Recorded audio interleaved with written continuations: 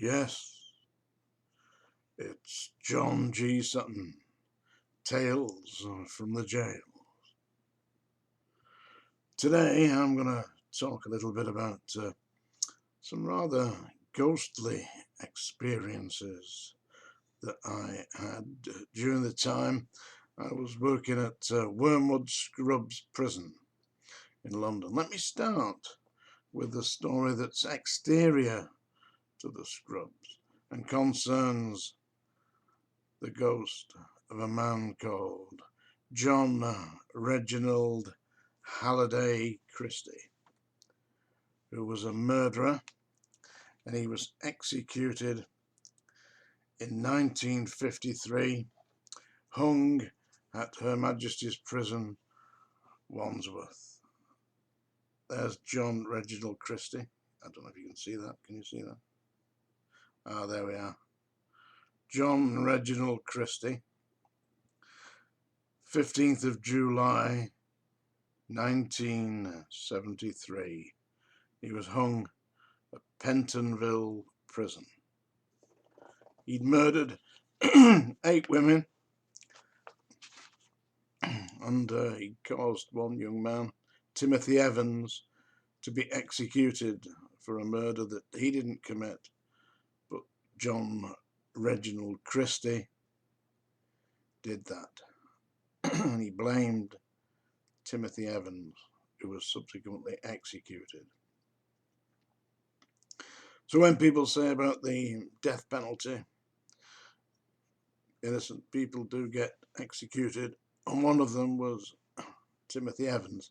Let me tell you a little bit about John Reginald Christie. Killed 8 women, murdered them, buried a number of their bodies in and around the premises where he was living, and it was at that immediate area where he was living that I went to look and had a macabre fascination for the murders committed by Christie. I thought he was a horrendous, horrible man.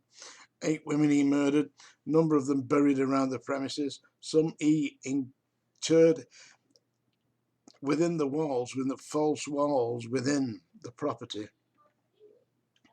2 bodies he buried underneath the the floorboards, and it was when the stench of the bodies rotting came about that they found these bodies and subsequently captured Christie. He lived at number 10 Rillington Place, and that's just at the top of Duquesne Road. It doesn't exist anymore. It was knocked down in the early 70s, but as I have previously said, I was in the Wormwood Scrubs, working at Wormwood Scrubs in the early 70s, 75 actually, and I went up to where Rillington Place was and tried to tune in. You know, I wanted to actually feel the atmosphere on that area, because the street had been demolished, all the houses had been demolished, but it was just waiting to be rebuilt. They were building new properties on there, and in fact the properties are on there now. They don't call it Rillington Place, but it has got a real atmosphere.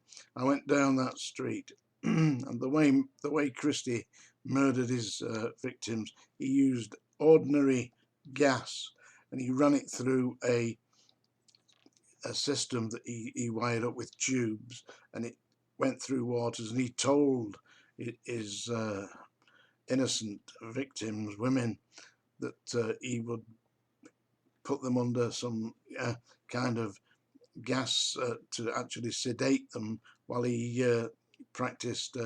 He was an abortionist, you see, but he didn't practice abortion on them. He actually murdered them, put them into a gas-induced coma, and then strangled them and sexually abused them after they were dead. Apparently he used to get the bodies out after they'd been dead a few days and enjoy their company all over again.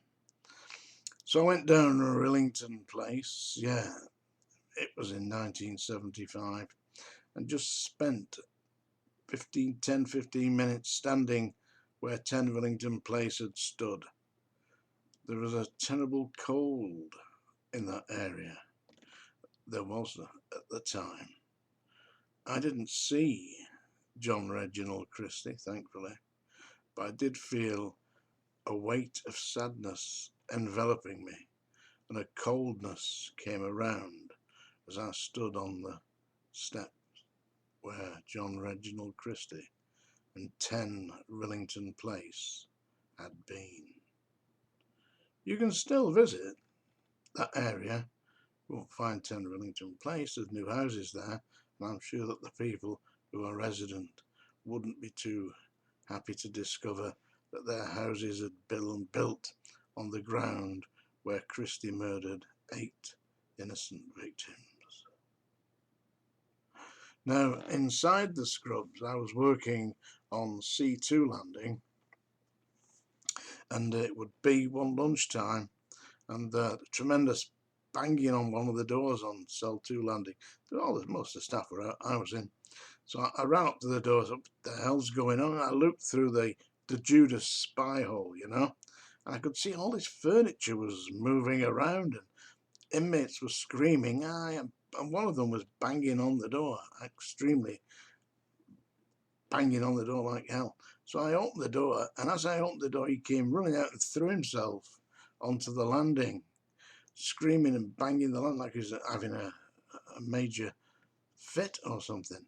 The other 2 inmates were just standing stock still, scared. And when I got hold of them to move them out, they started shouting, and I said, no, just calm this down here. Perfectly okay, John's here. Let's get out, stand here, tell me what the problem is. Because they weren't violent with me. I got them on the landing and they told me what had happened. The cell, by the way, looked like it had been hit by some kind of tornado. The beds were all over the place. One of them was up against the wall. The lockers were scattered all over the place. Papers and bits of the bedding was all thrown about. I said, well, what's the problem? What have you been doing? Why are you doing this?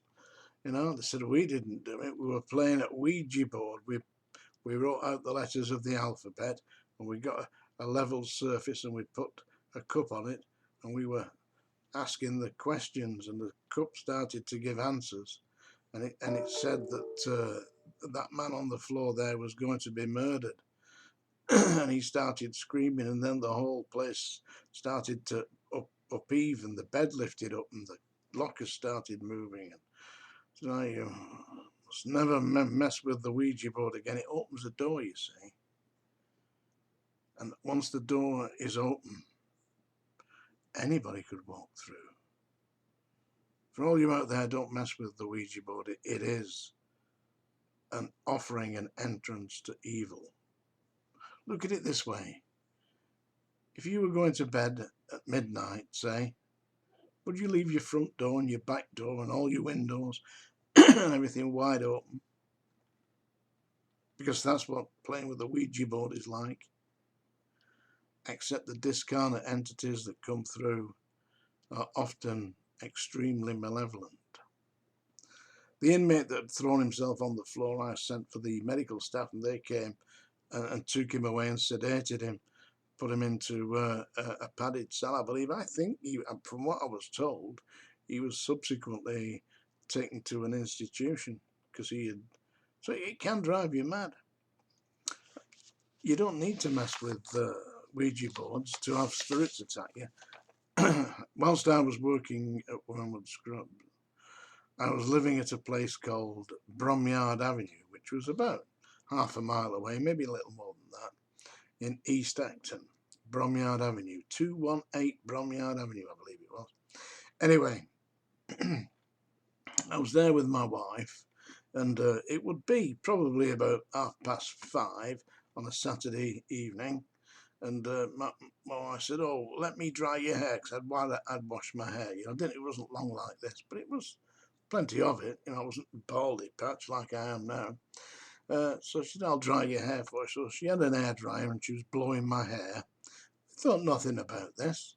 I mean, the room was quiet. It was nothing special about the day at all. It was probably November.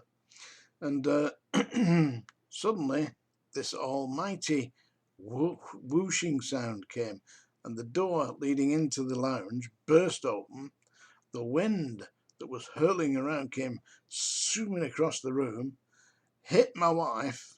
Invisible force, there's just a wind, yeah, but a cold wind. And it hit my wife, knocked the hairdresser out of her hand, burst the door onto the balcony, open, smashed a big pot that we had there, a big baked pot, you know, these big pots that you put plants in the jardinières, smashed that to smithereens, and whoosh, out. That's extremely, well, it was quite terrifying. It hit, like when it knocked the hairdryer out of my wife's hand, it like punched me in the chest, just knocked me back because I was sat down, you see, but blew the door open and out. I asked around, you know, why on earth would this happen? And it seemed that the quarters that I lived in on Bromyard Avenue, go and have a look, it's still there. The quarters they've all been knocked down. We're talking 45 years ago now, aren't we? But they've been knocked down and abolished. But they were built on the graveyard that was served the local church, because there used to be a local church halfway down Bromyard Avenue. And the church had its own graveyard, and it was on the land that the graveyard was, the properties that were built that I was living in. And that is the absolute truth. The haunting of Bromyard Avenue. Don't mess with Ouija boards. Hope you've enjoyed today's Tales from the Jails. It was by special request. People wanted ghost stories, and there's some ghost stories. Yeah, the ghost of John Reginald Christie. Very cold. Please subscribe down here. Thank you very much.